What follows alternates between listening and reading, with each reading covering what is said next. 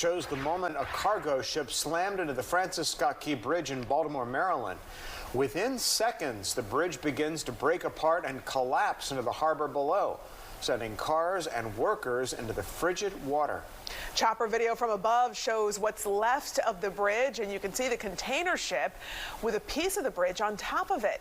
The governor says the ship lost power and issued a mayday moments before the collision. Rescuers pulled 2 people out of the river right after the crash. But tonight, 6 others are missing and sadly presumed dead. Fox's Rebecca Castor joins us live from Baltimore County, Maryland, with the latest on the crash investigation. Rebecca? Tom, Courtney, even though it's been 17 hours since the bridge collapsed, officials here on scene say this is still very much an active search and rescue operation. As you mentioned, there are still 6 people unaccounted for, and they're hopeful that they'll still be able to find survivors. We are Maryland tough, and we are Baltimore strong. Emergency crews desperately searching for victims near Baltimore's Francis Scott Key Bridge on Tuesday.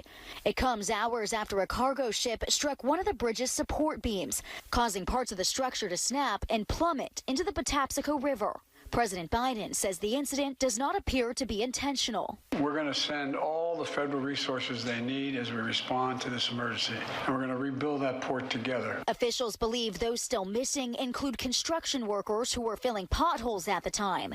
Maryland Governor Wes Moore says moments before the crash, the ship's crew reported losing power. That mayday call gave authorities the time to stop the flow of traffic both ways, but it's still unclear how many, if any, cars plummeted into the water. These people are heroes. They saved lives last night. Meanwhile, transportation officials say the bridge collapse is expected to cause major disruptions to trade and traffic in the Baltimore harbor, considered a major route for shipping containers and cruise liners. Certainly, environmental considerations are a priority, and so is traffic. Addressing the needs of those that were impacted, that's the focus.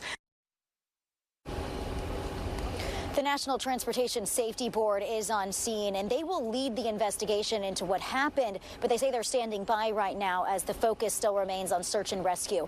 Courtney, Tom. That bridge, Rebecca, is critical in getting to and from the harbor there, the port. Is there any other way to get to the port from that area, or is the bridge the only access point in and out? So for ships, this causeway is the only access points for people in the water. But the bridge that you mentioned, there are 2 other toll roads that connect these greater Baltimore area communities. So there are still ways for commuters to get to those other neighborhoods. But there is going to be quite a bit of congestion over these next few months, possibly years, with this bridge out, because about 35,000 drivers drive over this bridge daily.